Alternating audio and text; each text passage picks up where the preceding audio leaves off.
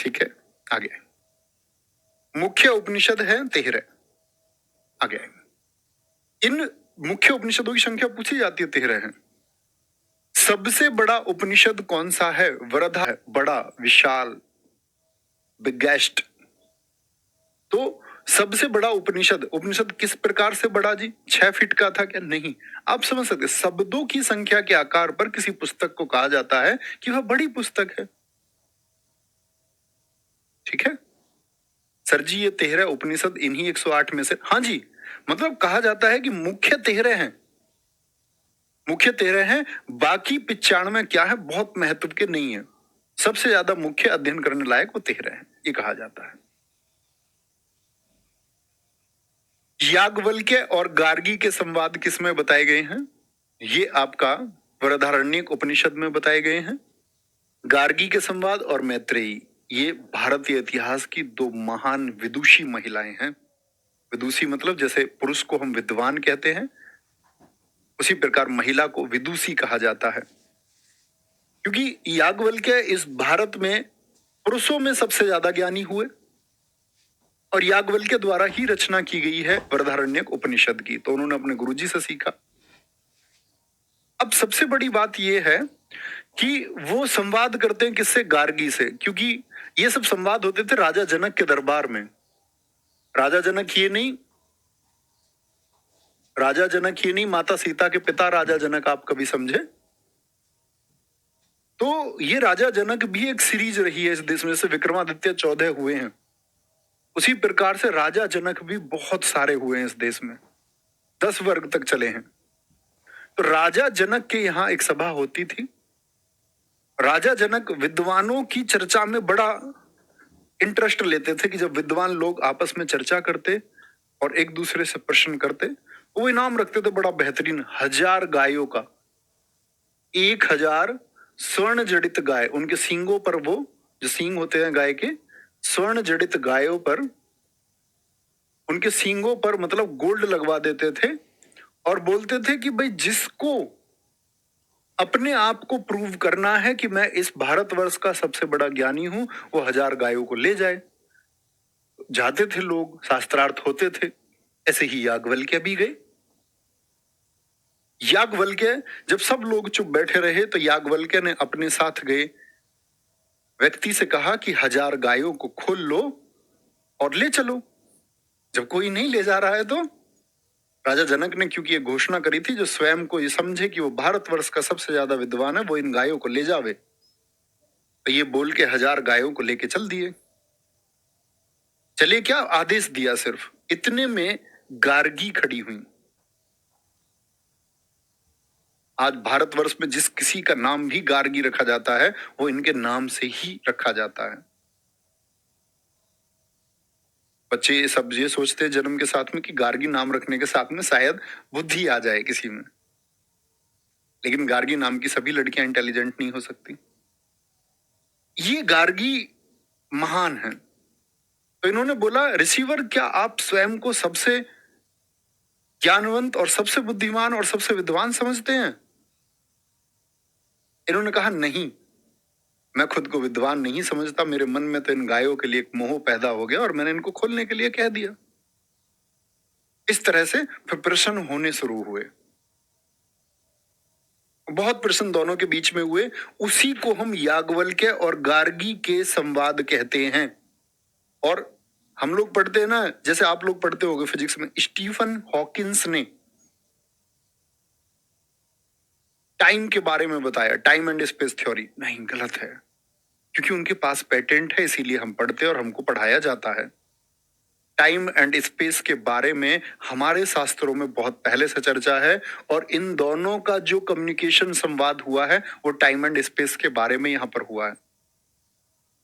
ये लोग चर्चा करते करते और ये क्रोधित भी हो गए याज्ञवल्क्य, लेकिन बड़ी देर में समझे क्रोध नहीं आना है।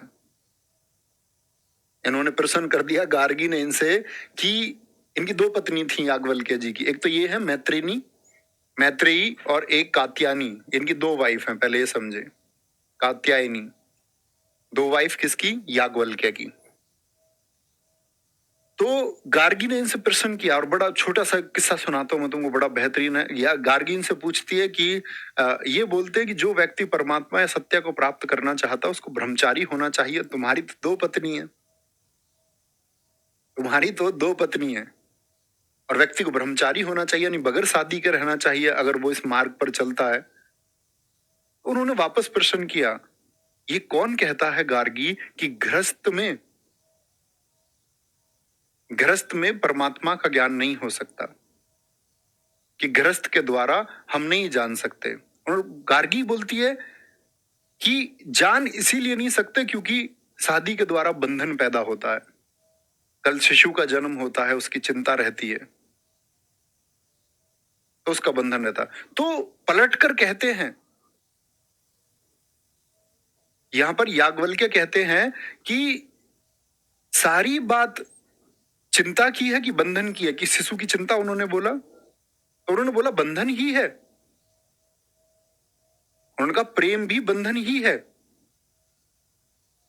तो इस पर याज्ञवल्क्य कहते हैं कि प्रेम बंधन नहीं है।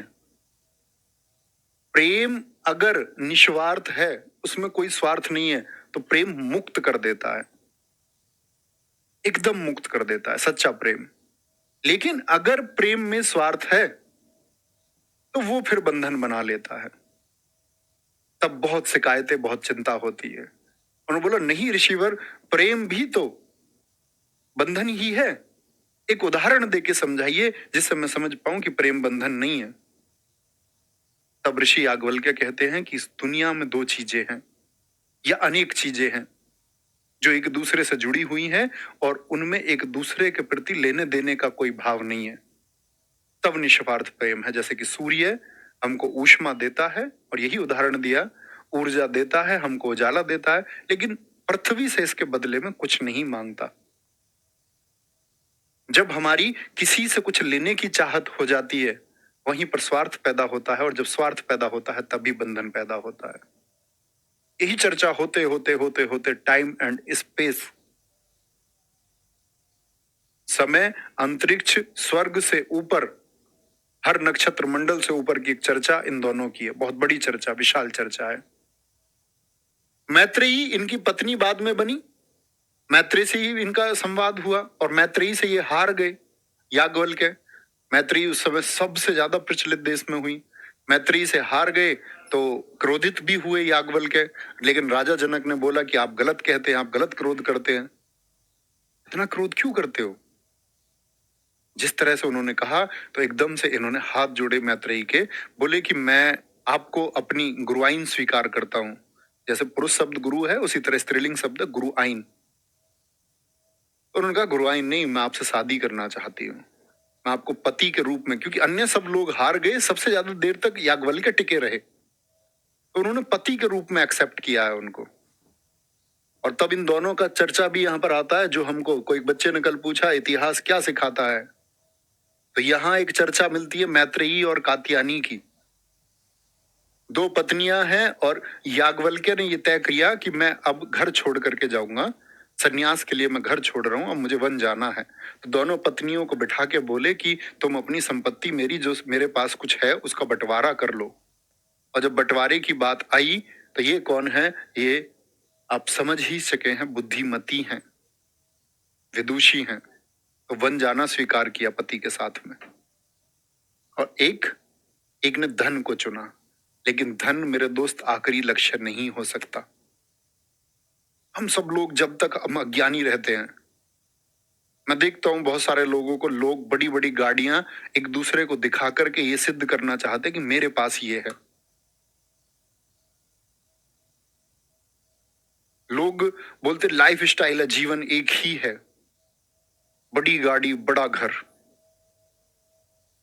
लेकिन दरअसल में ऐसा नहीं है। धन या उसका दिखावा वो एक बहुत तुच्छ और छोटी चीज है, लेकिन जब हम उसको पा लेते हैं हमको तब पता चलता है।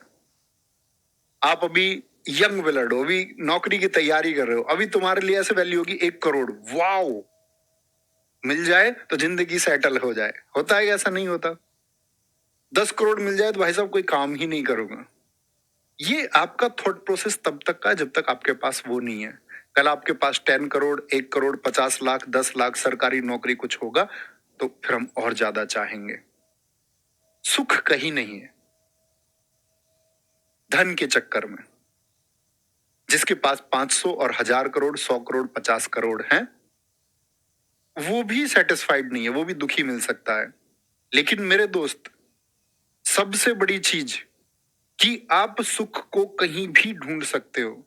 इस देश में आपको हजारों लाखों परिवार ऐसे मिल जाएंगे जिनके पास सीमित साधन है और बहुत प्रसन्न है। तो ये धन को चुन रही है कात्यायनी, लेकिन धन अंतिम लक्ष्य नहीं हो सकता। वो साधक है हमारे जीवन में, उसका एक उपयोग है, उसका उपयोग उतना ही होना चाहिए। हमको वस्त्र पहनने हैं, ठीक है, क्योंकि महावीर स्वामी जी के जैसे कोई व्यक्ति नहीं हो सकता कि वस्त्रों का ही त्याग कर दें और बोले इस जीवन में कुछ भी नहीं है, और फिर एक दिशा लोगों को दिखाएं। क्योंकि उन्होंने ये मान लिया कि इस कपड़े से भी मेरी आसक्ति नहीं रही, क्यों ही पहनूं मैं। आगे आएंगे। एक बच्चा ने कल डाउट ग्रुप में कमेंट किया, बच्चे ने बोला है कि भैया जी पढ़ाई में मन नहीं लगता। उन सब बच्चों को मैं बताता हूं, महात्मा बुद्ध ने अपने बच्चों को भेजा, मतलब कि अपने जो अनुयायी थे, जो बौद्ध धर्म स्वीकार करके उनके पीछे पीछे चल रहे थे, तो उन्होंने उनको जीवन दिया, सादा वस्त्र, वही आपके गेहुआ केसरिया से वस्त्र जो आप देखते होंगे। उन सब लोगों के पास वो लोटे जिसमें वो मांग करके पानी पी लेते, एक थाली। तो जब उनके पास करने को कुछ ना रहा तो उन्होंने लोटे और थालियों को ही सजाना शुरू कर दिया। मतलब कुछ और नहीं है तो इसकी ही सजावट कर लेते हैं। तो इस जीवन में आपका ध्यान कहीं ना कहीं और जगह लगना चाहेगा। आप जानते भी हैं कि पढ़ते टाइम में फोकस नहीं कर पाता हूं। सबसे बड़ी बात है कि आप जानते हैं दोस्त, भटकना तय है, मन का वेग है, लेकिन जब आप पढ़ रहे हैं, जैसे ही आपको ये ज्ञात हो कि आप कहीं और जा रहे हो, उसको वापस ले आए, बस इतना काम कर ले। भटकोगे तो हो ही, पढ़ाई करते समय ध्यान कहीं और तो लगेगा ही, लेकिन इतना अलर्ट पर रहना है कि ध्यान कहीं और लग रहा है, अब वापस ले चलते हैं इसको। ठीक है, इतनी देर लगा, ओके। ऐसा नहीं 5 मिनट इंस्टाग्राम चलाना था तो आधे घंटे चला रहे। उस मन पर नियंत्रण होना है। गुस्सा आया किसी पर, आएगा, आप मनुष्य हैं, लेकिन तुरंत समझ भी जाना है कि गुस्सा गलत है, तो उसको उस टाइम कंट्रोल कर लेना है। आगे आएंगे। तमसो मां ज्योतिर्गमय कितने बच्चों ने सुना है?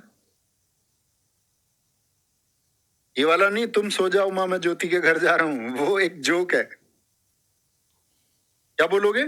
तमसो मां, तमस बोलते बच्चे अंधेरे को, और ज्योतिर्गमय अंधेरे से ज्योति की तरफ मुझे ले चलो। आपके जीवन में सबसे बड़ी राह, मेरे दोस्त, मेरे प्यारे बच्चे, ये होनी चाहिए कि आप अंधकार से दूर हो जाएं। अंधकार मतलब नेगेटिव चीजें आपके पास नहीं होनी चाहिए। अंधकार से दूर होकर के आपको पॉजिटिविटी की तरफ जाना है। अस्तो मां सदगमय, असत्य से मुझको सत्य की तरफ ले चलो। ओम शब्द है, ऐसे आता ब्रह्माष्टमी शब्द। ब्रह्माष्टमी शब्द किसमें लिया गया है? तो किसमें? बृहदारण्यक उपनिषद से लिया गया है। सबसे छोटा उपनिषद कौन सा है? मांडव्यूक उपनिषद। दोनों क्वेश्चन बहुत पूछे जाते हैं बच्चे, ठीक है। और भाई साहब, ये इस बात में कभी कंफ्यूज मत होना, मांडुक्य अलग है, मुंडक अलग है। मुंडक उपनिषद से लिया गया है सत्यमेव जयते, सत्य की ही सदा विजय होती है। और जीवन में इसी एक सिद्धांत के साथ तुम जीना। सत्य को कोई पराजित नहीं कर सकता। मेरा अपना एक्सपीरियंस है, बहुत एक कठिन संघर्ष रहा है, लेकिन मेरा एक्सपीरियंस आज ये कहता है कि हाँ, सत्य ही जीतता है। कठोपनिषद, कठोपनिषद में यम नचिकेता संवाद। राजा ने विश्वजीत यज्ञ किया, उनके बेटे का नाम है नचिकेता। बहुत प्रश्न पूछता था, तो उन्होंने बूढ़ी और निर्बल गायें जब दान में दी तो पूछते रहे, गाय दान में क्यों देते हो, यज्ञ क्यों करवाते हो, आहुति किसको दोगे? और फिर पूछ लेता, मुझे किसे दोगे? तो नचिकेता से उनके पिता ने कहा, तुमको यम को दिया जाएगा। तो बच्चा जिद कर बैठा, मैं यम के पास ही जाऊंगा, तुमने कहा है कि तुम मुझे यम को दोगे। 3 दिन 3 रात यमराज के द्वार पे बैठे रहे। अब यमराज जिंदे आदमी को कैसे बुलाए? तो वहां पर जो चर्चा हुई है यम और नचिकेता की, आपके पढ़ने के लायक, आप जब सेलेक्ट हो जाए तो पढ़ना। बड़ा एक शानदार ज्ञान है, आत्मा से लेकर के जीवन से लेकर के मृत्यु तक का ज्ञान इनको दिया। तो कौन से उपनिषद में है? कठ उपनिषद में है, कठोपनिषद में। आपसे पूछे वैदिक काल में संस्कारों की कुल संख्या कितनी थी? 16। सिर्फ नंबर याद रख लेना बच्चे, बाकी यहाँ क्लास में जान लो थोड़ा सा। हालांकि सिर्फ नंबर याद रखना है, नंबर ना। संस्कार क्या होते हैं कि जब आपका जन्म हुआ उससे लेकर के बच्चे आपकी मृत्यु तक वैदिक साहित्य में संस्कार बताए गए हैं। ठीक है, रिचुअल्स है जिनको हम कस्टम्स बोलते हैं, रीति रिवाज कहते हैं। ठीक है। पुंसवन संस्कार। सर अश्वमेध यज्ञ क्या होता?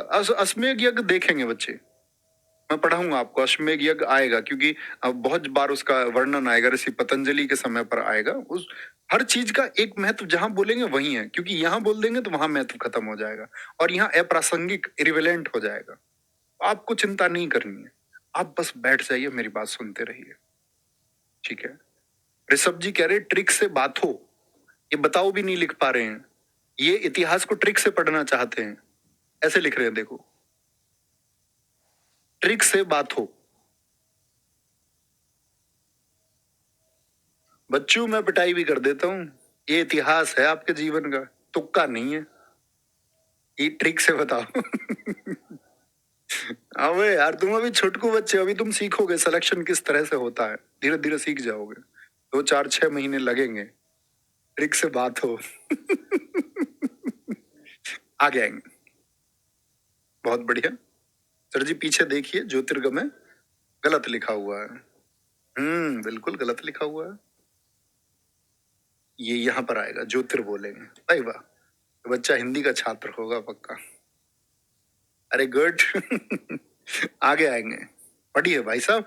अब मैं वही कहता हूँ ना, ऐसे 10th 12th वाली मानसिकता मत बनाइए, आप सब कुछ सीख सकते हैं।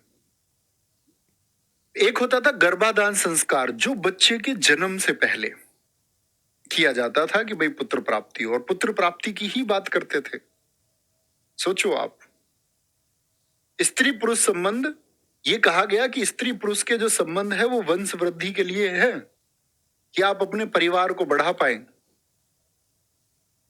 उसके लिए नहीं। जिस मानसिकता के साथ में आप उन चीजों से जुड़े हुए हैं, जैसा आप सोचते हैं, हर कोई नहीं सोचता होगा, लेकिन एक बड़ा वर्ग उस बारे में उसी तरह से सोचता है जो आप समझ सकते हैं, तो वो उस चीज के लिए नहीं है, वंश वृद्धि हेतु है। पुंसवन संस्कार ये किया जाता है ताकि जो संतान पैदा हो वो उत्तम ही पैदा हो। जात कर्म सरकार संस्कार होता था, बच्चे के जन्म के बाद में उसको पहली बार कुछ घी या शहद चटाया जाता है, घी या शहद चटाया जाता है। ठीक है भाई साहब, ये सिर्फ पढ़े। नामकरण संस्कार में नाम रखा जाता था। निष्क्रमण संस्कार में बच्चे को सूर्य चंद्रमा के दर्शन करवाने। अन्नप्राशन में बच्चे को पहली बार जब अन्न खिलाया जाता है। चूड़ा कर्म संस्कार ये मुंडन है, जब बच्चे को बाल उड़ा दिए जाते हैं, गंजा कर टकला कर दिया जाता है उसको, पहले 3रे और 5वें वर्ष में ये प्रक्रिया होती थी। कर्ण भेदन संस्कार बहुत जगह होता है, बच्चे के कान भेदने का संस्कार होता था। यज्ञोपवीत संस्कार, जनेऊ संस्कार, बहुत महत्वपूर्ण संस्कार। और ये जरूरी नहीं है कि कोई व्यक्ति जनेऊ को मानता है नहीं मानता है, पहने ना पहने, वो उसकी स्वेच्छा है, लेकिन इसका बड़ा महत्व था।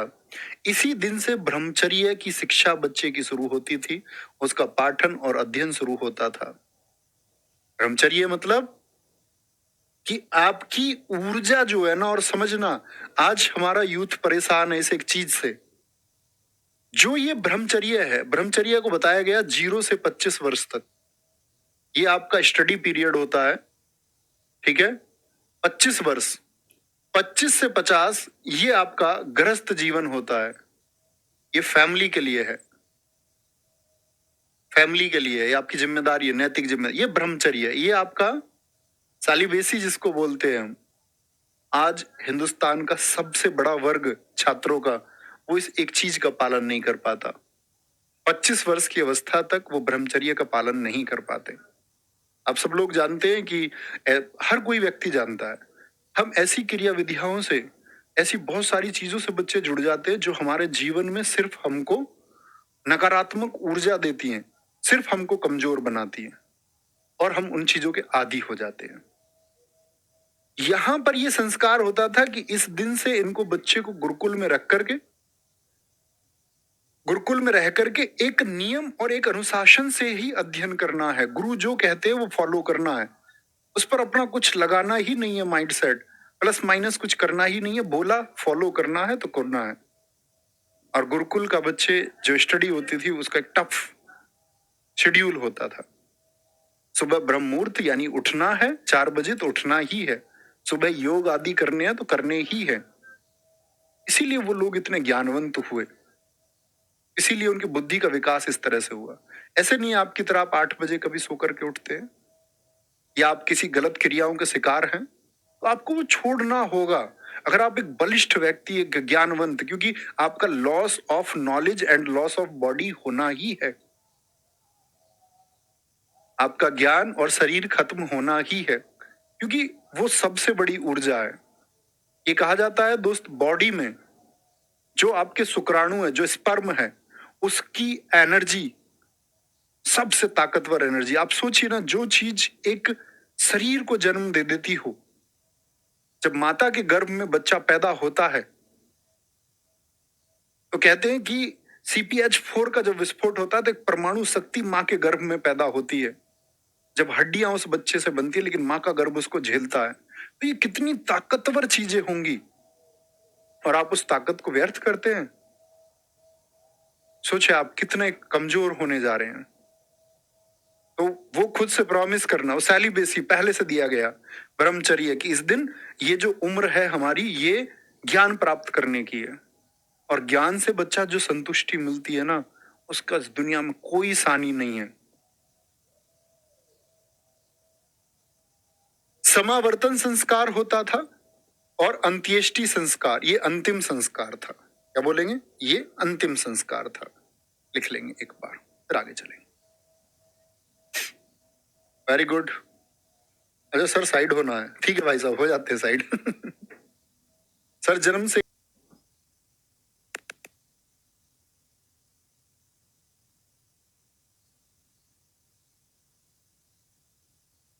लिखेंगे भाई साहब, लिख लेंगे फटाफट से।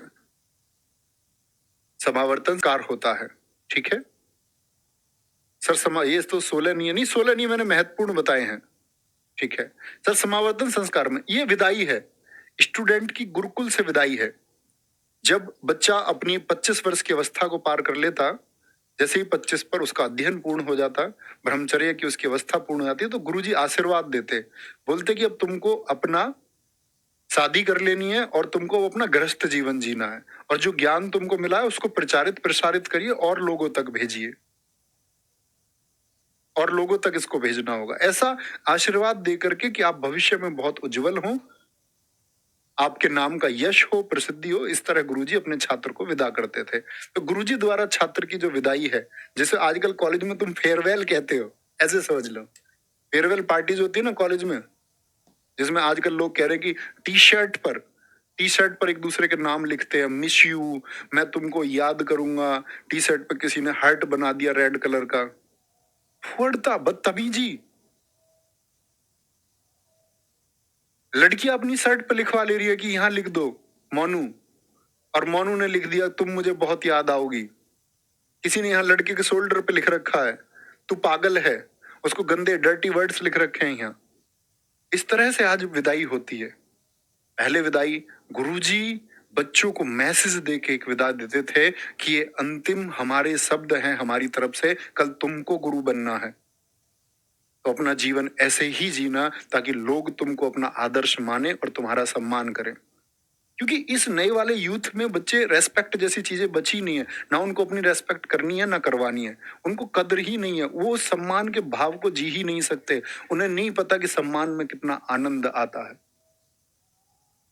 तुम मुझसे पूछो, सच में मैं इस आनंद में, जिस आनंद में इन वर्षों में मैं हूं, जो अनुभूति मुझे छात्रों के शब्दों से होती है, जो मैसेज मेरे पास मेरे प्यारे छात्र लिखते हैं, मैं उस एक आनंद, उस सम्मान के लिए सब कुछ लुटा सकता हूं। कोई मुझसे कहे एक अल्प जीवन जीना, मैं जी सकता हूं, वो उतना आनंद दोस्त देता है, आपको दुनिया की हर चीज फीकी लगने लग जाएगी, आप वहां तक पहुंचो तो सही। लेकिन हम लोग उसको एक्सेप्ट नहीं करना चाहते, हम बोलते हैं ठीक है मजे लेते हैं, छोड़ो। आगे आएंगे, कोई दिक्कत। अब आएंगे हम ऋग्वेद पर, और ये बड़ा टॉपिक होगा। यहां पर दोस्त हमको समझना होगा कि ऋग्वेद किसने लिखा, संकलन करता, तो एक शब्द आता है संकलन। अब यहां पर बहुत सारे लोग हैं, मैंने आपको बताया कि एक व्यक्ति नहीं हो सकते,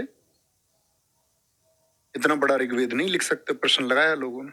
एक शब्द ये भी है कि इन्होंने इसको लिखा ही नहीं, क्योंकि ये अपौरुषेय हैं, किसी पुरुष द्वारा इनकी रचना नहीं की गई है। अपौरुषेय, नॉन ह्यूमनाइड, पुरुष ने इनकी रचना की ही नहीं है। तो भैया कैसे? तो लोगों ने बोला संकलन है। कहते हैं कि वेद व्यास जी को एक वाणी हुई, एक बाढ़ विशाल देश में आ रही थी, और वेदों की श्रुतियां और वो पन्ने देश में बिखर गए जगह जगह। तब उनको इकट्ठा करने का काम वेद व्यास के द्वारा किया गया है। शायद उसमें बहुत कुछ मिस हुआ हो, किस तरह से इन्होंने अरेंज किया होगा, ये लोगों के वक्तव्य हैं कि उन्होंने इसको अरेंज किया। ये बहुत सारे लोग मानते रचना की, लेकिन पूर्ण किसी के सामने ऐसा स्पष्टीकरण नहीं मिलता कि इस व्यक्ति के सामने उन्होंने को लिखा। ठीक है, या क्या बोलते हैं इसको कि एक ज्ञान है जो प्राप्त हुआ, सुना लोगों ने, और सुने हुए ज्ञान को लिखा गया। इसमें 10 मंडल हैं, जैसे किसी चीज का हम विभाजन करते हैं, ये बहुत पूछा जाता है प्रश्न। अष्टक यानी 8 भाग हैं इसके। जिस किताब में समझते हो ना तुम, चैप्टर होता है, सब चैप्टर होता है, जैसे कोई अध्याय है और अध्याय में टॉपिक होते हैं। शाखा बात करें, ऋग्वेद की शाखा 5 है। ये बिल्कुल याद करने की जरूरत नहीं है कौन से हैं 5, कौन से हैं, कैसे। सबसे इंपॉर्टेंट क्वेश्चन, क्योंकि हमको कुछ चीजें बच्चे छोड़नी होंगी, क्योंकि वो रिसर्च की विषय जब है, जब मैं आपको ऋषि बनाने के प्रोसेस पे होता और आप ऋषि बनना चाह रहे होते, या आपको आपका मार्ग यही होता, क्योंकि ये सब चीजें हम अपने जीवन में बहुत बड़े स्तर पर समझेंगे। हमारा जीवन शायद इन्हीं चीजों को सीखने में गुजरे। तो मंडल कितने हैं वनडे एग्जाम के लिए? अष्टक कितने? 8। फिर भी मैं आपको, जैसे लोग बोलते हैं ना वनडे एग्जाम के लिए करा दो ऊपर ऊपर से, मैं ऐसा नहीं कराऊंगा आपको, प्रॉमिस।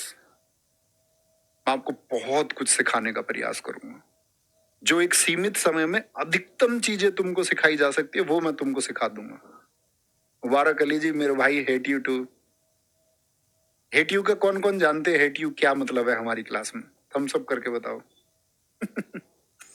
सूक्त, यहां हम कल चर्चा करनी शुरू करेंगे। सूक्त और ऋचाएं ये क्या है, किस तरह से इनको लिखा गया। ठीक है ना, कल हम इस वैदिक काल को खत्म कर लेंगे, फिर मगध साम्राज्य, फिर इतिहास की वो रोचक कहानियां शुरू होंगी। उम्मीद करूंगा आपको अब भी बोरिंग नहीं लगा होगा।